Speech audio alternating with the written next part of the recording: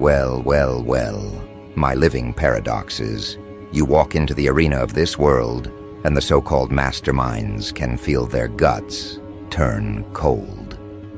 Not because you raised your voice, not because you demanded attention, but because you carried that look, that piercing, calculating, unnerving look of someone who already knows how the story ends. They tried to write your downfall. They tried to set the stage for your humiliation. But what they didn't realize was that you had rewritten the script before they even memorized their lines. They stumbled into your labyrinth, congratulating themselves for their brilliance, only to discover that every corridor they chose led exactly where you wanted them, straight into the jaws of your snare. And when the jaws snapped shut, it wasn't just defeat they tasted. It was exposure. It was humiliation. It was the cruel reminder that their so-called intelligence was nothing but borrowed confidence in a room you built, in a play you directed, in a spectacle you engineered. Because your genius isn't about equations on a chalkboard or quotes from dusty books. No, your genius is applied chaos. It's the ability to see the human condition naked and unguarded. You don't just know facts. You know weaknesses. You know that ego is a leash. You know that arrogance is a map. You know that fear is a predictable compass. And so, while they strutted around, feeding their pride, you stood still, watching, cataloging every tick, every slip, every misplaced assumption. You didn't need to strike first. You let them bury themselves in their own confidence. You let them raise the stage higher and higher, until one push from you sent them falling like performers in a tragic comedy. They never even knew the show was for you. Picture their faces when it hit them, the moment the plot twisted so hard their jaws clenched. The revelation that the trap they thought they'd built for you was actually constructed around them. They reached for power, and their hands met air. They tried to corner you, but the walls bent back and caged them instead. They thought you were a pawn in their story, but you were the author scribbling the final line of their reputation. That's what unsettles them the most. Not that they lost, but that they never stood a chance. They weren't even playing the same game, and yet in their arrogance they believed they had you figured out. That belief is what killed them, and oh, how delicious that downfall was. Because you didn't scream for it, you didn't beg for it, you engineered it. With the precision of a surgeon and the flair of a dramatist, you set the pieces in motion. You knew which words would spark their pride. You knew which scenarios would inflate their self-image. You knew exactly how long to remain still before unleashing the move that would break them. That's not survival, that's artistry. That's warfare so elegant. It doesn't just end your opponents, it etches your name into the minds of every witness. They don't just see a victory, they see a masterpiece of destruction. Let's call it what it is. You orchestrated a Hollywood-level plot twist, the kind of reversal that audiences remember decades later. Except this wasn't fiction. This wasn't actors on a stage. This was raw reality bending to your will, haters becoming clowns in your theater, rivals reduced to props in your performance. And here's the brutal irony. They thought you were the naive one. They thought you were predictable. They thought their schemes were airtight. But you knew something they didn't. No lock is airtight when the key is psychology, and you've been picking those locks your whole life. They wanted you to react with fear. You reacted with patience. They wanted you to retaliate too soon. You waited. They wanted you desperate. You became a ghost, slipping between their fingers, watching, calculating. And then, when their plan swelled to its peak, When they thought the crown was theirs, you snapped the thread they didn't even know was holding them. And just like that, their empire collapsed in front of everyone. They didn't just fall, they were broadcasted falling. They became their own cautionary tale. And you became the myth whispered in every corner, the one who let enemies fatten their pride only to turn it into their noose. But let's go deeper. Why does this always happen? Why do they always underestimate you?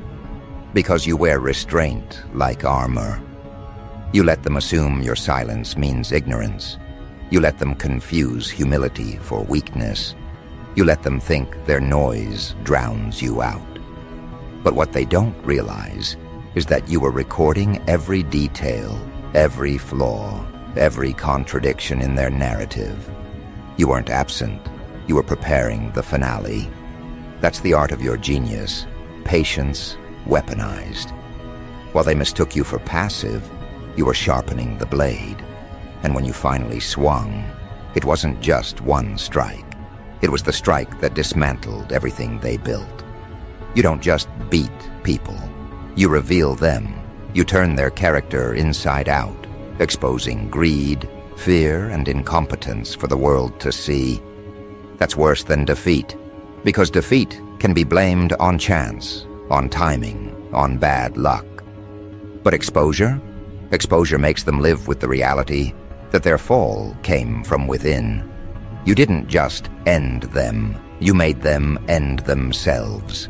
And that is why your snare terrifies not just enemies, but observers, because they know if you can dismantle those who dared cross you, what chance do they have if they ever become your target? And let's not ignore the performance of it. Because you're not just a strategist, you're a dramatist of destruction. You don't settle for quiet revenge. You design finales that people replay in their heads over and over. You don't simply close doors. You slam them so hard the walls shake. And every witness, whether friend or stranger, can't help but gasp. That's the Hollywood-level plot twist that makes you unforgettable. Not just a winner, but a legend.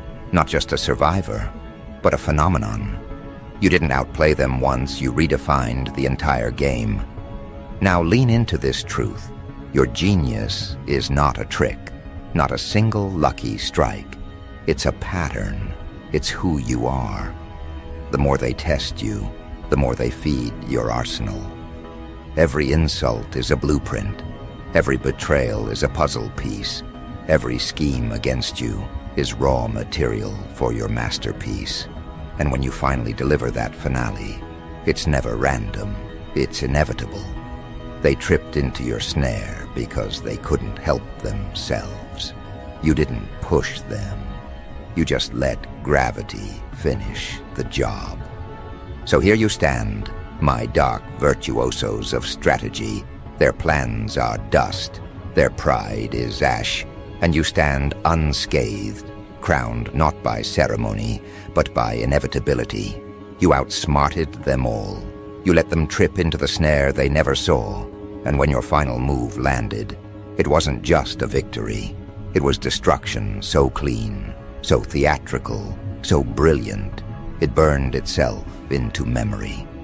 And the cruelest part for them, this isn't your last masterpiece. It's just rehearsal.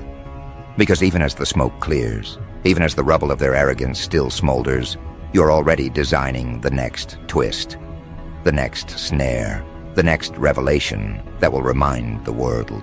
Genius doesn't shout. Genius waits, plots, strikes, and then rewrites history. And now, as the dust settles on this first act, understand this. The snare they fell into was never the end of your brilliance. It was only the opening scene. The real masterpiece is about to unfold. You start by letting rumor travel on rails you assembled weeks ago. Not gossip, not noise, rails. Someone hungry for recognition hears a detail you want them to overhear and carries it like a torch into a room full of dry straw. They think they are clever. They think they are early.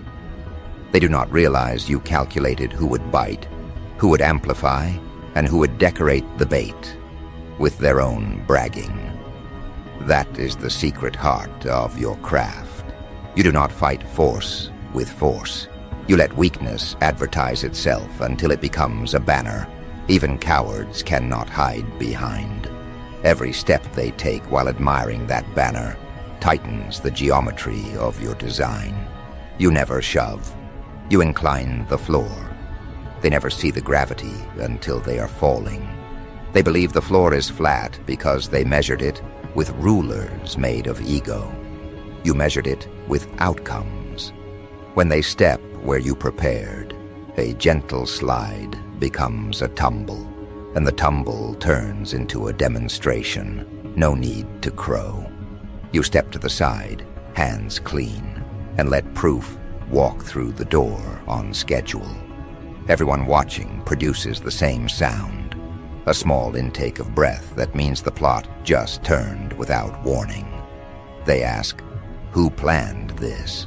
They know the answer, and they know you will not explain. Understand this. Your genius is not a parade of tricks. It is pattern recognition married to moral clarity. You know what drives people when they think no one is watching. You know how envy disguises itself as concern, how vanity wears philanthropy like a mask, how fear pretends to be caution. You map those disguises, and then you design circumstances where masks slide without being ripped away. That is why your opponents always feel exposed rather than attacked. You did not swing at them. You shined a light calibrated to reality, and reality did the rest. They call you ruthless. You prefer the word exact. A scalpel is exact. A compass is exact. Precision looks cruel only to people who have never practiced it. You do not sabotage careers. You remove illusions. You do not humiliate. You document. You do not hound. You unveil.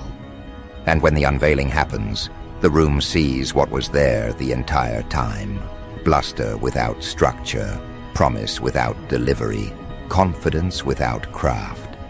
Your final move lands with the weight of truth, and truth, when presented cleanly, does not require a speech. Your allies feel the difference. They recognize what you are building and what you refuse to build. You are not assembling a cult of personality. You are building a culture that rewards outcomes, protects focus, and treats timing as a sacred instrument. You pay people before they ask. You credit the quiet executor before the loud onlooker steals the spotlight. You close the back door where mediocrity sneaks in wearing friendly smiles. Under your watch, standards feel less like rules and more like oxygen. People breathe better around you because you remove the smog of pretense. The enemies circling your name do not study standards. They study shortcuts. Shortcuts work until the road bends. You are the bend. You curate bend after bend, gentle enough to look natural, sharp enough to toss the unworthy into the ditch they earned.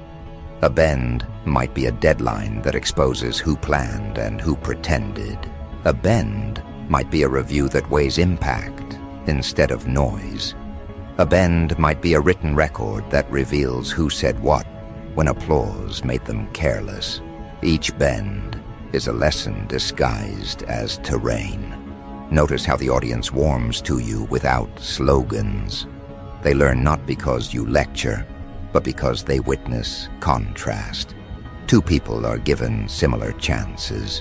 One treats craft like ritual and moves the ball downfield. The other builds theater. When the spotlight fades, the theater collapses. The ritual remains. People change their bets accordingly. Your win is no longer a surprise. It becomes the expected result of discipline applied with artistry. Now comes the escalation. After one twist, skeptics call it chance. After two, they whisper. After three, They label you inevitable. Inevitable is the heaviest crown because it is forged from repetition.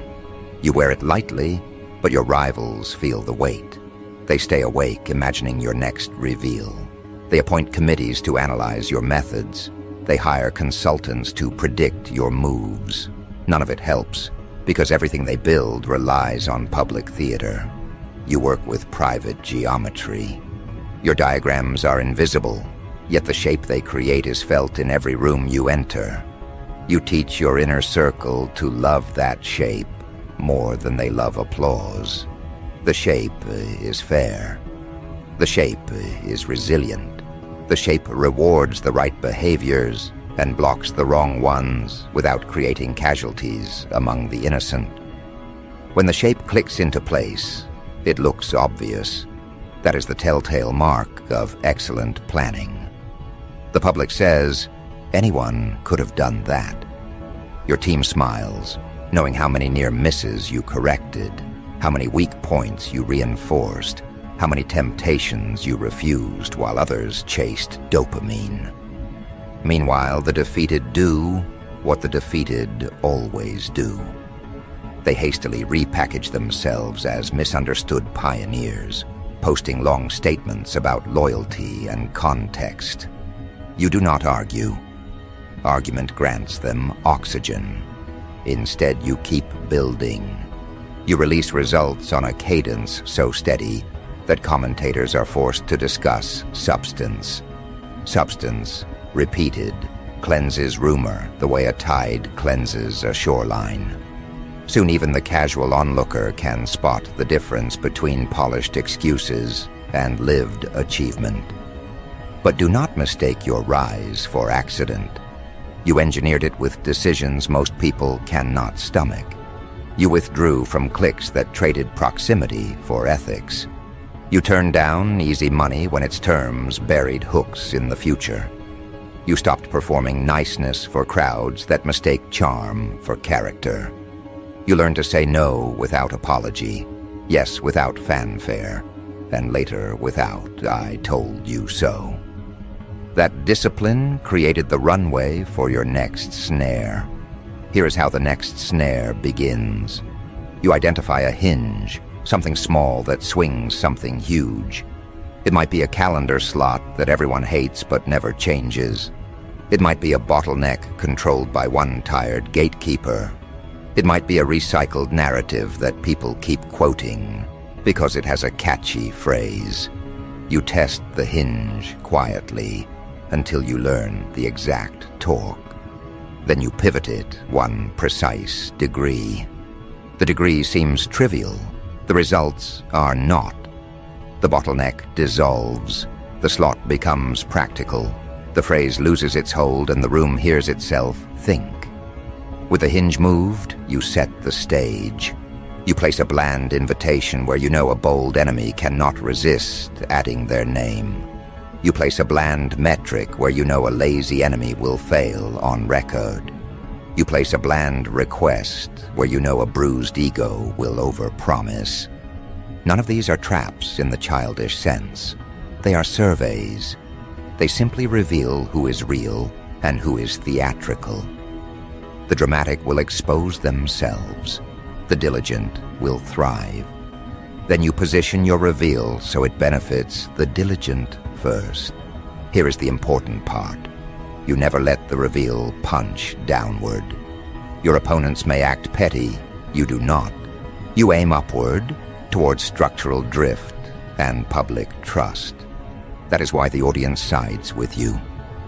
They know you are not hunting for trophies. You are safeguarding the arena where excellence can breathe. Once that becomes clear, your final move is greeted not with gasps alone, but with nods. People do more than clap. They exhale relief. Relief is power. With relief on your side, momentum compounds. Doors open earlier, delays shorten. Talented people choose your orbit instead of the shiny entourage promising shortcuts. Sponsors offer help without demands. Watchdogs grow friendly because your practices make their jobs easier. You did not hack popularity. You earned confidence by making the environment smarter, calmer, and more predictable for people who actually do the work. The defeated crowd keeps asking, how do we beat them? They make lists of tactics, none of which address character. Character, to them, is a motivational poster. To you, it is hardware. Character takes strain without bending. Character holds the bridge while tourists take photos and critics post comments. Character keeps you from overreaching after a win. Character makes you write rules that would still be fair if the roles were reversed. That is why your playbook does not age. It iterates. Old rivals age out. Your approach gains polish. In private, you practice something rarer than cleverness: emotional range. You can be fierce without cruelty, restrained without timidity, amused without mockery. You can shake a hand today and enforce a boundary tomorrow without whining about how hard leadership is. People crave that steadiness more than they admit. They follow the person who refuses to become a weather vane. You serve them clarity. They repay you with endurance. Then comes the day you previewed months ago. The theater is crowded. The talk is loud. Your rivals rehearse satisfaction in the mirror. They believe the narrative favors them at last. They believe you are cornered by your own standards. That is when you execute the clean pivot you saved for such a day. You produce records, timelines, and receipts that transform discussion into arithmetic. You demonstrate that the assumptions supporting their speeches were counterfeit. You do not raise your voice. You do not trade insults. You let the numbers rearrange the room by themselves. Shock spreads first, then hush, then reevaluation. The crowd reviews what they thought they knew and realizes they were sold theater. Your rivals, breathing hard, try to pivot into moral superiority. They claim they were protecting the community. The community checks the receipts and sees otherwise. Your calm becomes legend because it is the opposite of theirs. They performed emotion to hide emptiness. You performed proof to reveal it. This is when many leaders indulge in victory laps. You decline, you pay your vendors, call your mother, thank your mentors, and send flowers to the team that carried boulders while others performed speeches. You close the tab. You go for a walk without turning that walk into content. You reinforce the habit that protected you from corruption in the first place. Do the work because the work is worthy, not because an audience is clapping. And then, because you are who you are, you begin laying rails again. New rails, finer, quieter. You check for leaks in the ship you just saved. You teach apprentices how to listen for the sound of pride before it breaks something. You refresh your willingness to be underestimated. You remind yourself that genius is not magic. It is attention sustained longer than most people can stand to sustain it. You sharpen without broadcasting that you are sharpening. When the next wave of opponents arrives, they repeat the parade. Big quotes, bigger promises, borrowed swagger. You treat them with courtesy and patience. Courtesy confuses the reckless. Patience terrifies the insecure. They cannot understand how you remain composed under provocation. You remain composed because provocation is a clock you do not obey. You move when the pattern completes, not when a heckler throws a stone. That is why your counter-strike looks like destiny rather than temper. Finally, the finale, a move so elegant it appears soft until the numbers land. A regulation, though you advance, that protects the craft from fraud. A partnership that turns a rival's revenue model into yesterday's trick. A release that sets a new baseline for quality and schedules the rest of the market to play catch-up for a year. You do not brag, you document. Documentation is unromantic only to those who cannot produce it. The rest of the world understands documentation as a love letter to reality. By nightfall, even your critics adopt your language. They write think pieces, grudgingly admiring your restraint. They call for higher standards without admitting where they learned them. You let them talk. Let them take credit for clarity, so long as clarity spreads. You're not hoarding prestige, you are distributing competence. The legacy you crave is not statues. The legacy you crave is an arena where the best idea survives because it is the best, not because it belongs to the loudest room. Remember the promise I made to you at the beginning of this chapter. The real masterpiece was about to unfold. Look at it now. They tripped into your snare again, even while telling themselves they were wiser this time. Your final move was clean, public, principle first, and irreversible. Their brand melted, their allies stepped back, their timelines emptied. You did not scorch the earth. You planted flags on the high ground and invited every honest builder to join you there. So hold this posture in your bones, forward tilt, clear eyes, unhurried pulse. The world will interpret it as menace. You know it is readiness. Another hinge waits, another bend waits, another corridor waits, and you will walk each one with the same poise that made the last reveal unforgettable.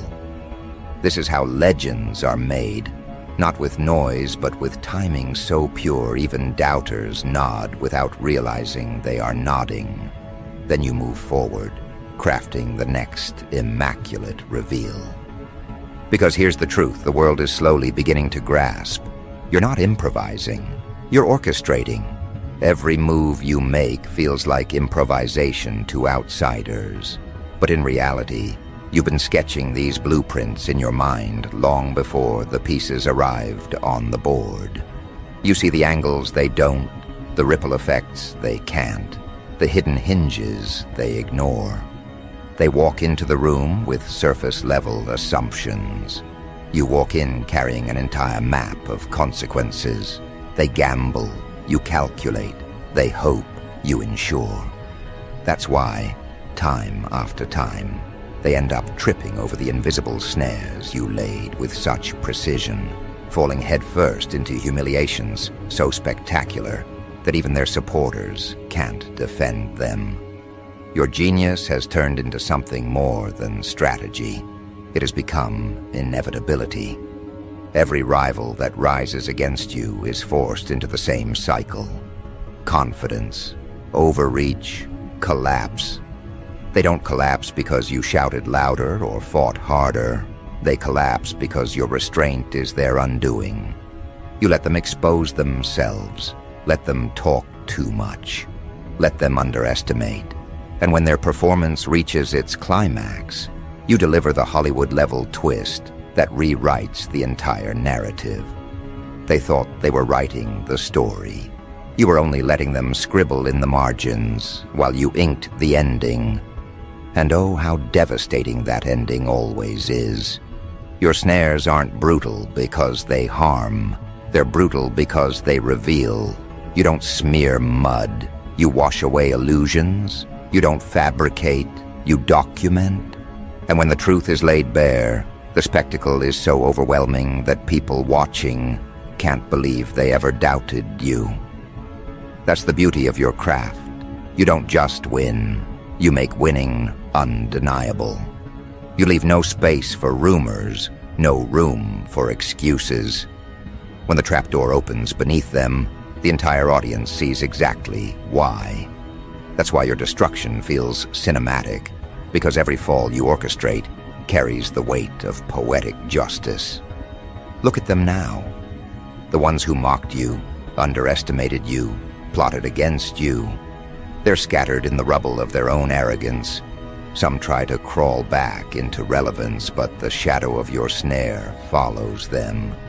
Their names no longer inspire fear or respect. They inspire smirks. Because everyone remembers that moment when they tripped, when the snare tightened, when your final move landed so precisely, it looked scripted. They've become cautionary tales, footnotes in your rise. And you've ascended from competitor to legend. But what truly terrifies them isn't the loss itself. It's the knowledge that you enjoyed it, that you savored every calculated moment, not with cruelty, but with artistry. You didn't rage, you smiled. You didn't scramble, you strolled. You didn't fight, you revealed. That's why the pain lingers for them. Because when they replay the downfall in their minds, they don't just see themselves falling, they see you. Calm, steady, already 5 moves ahead, already anticipating their excuses, already dismantling their next attempt before it even began. And here's where the twist sharpens even more. Your genius doesn't just dismantle opponents, it recruits audiences. Every downfall you orchestrate turns neutral observers into believers.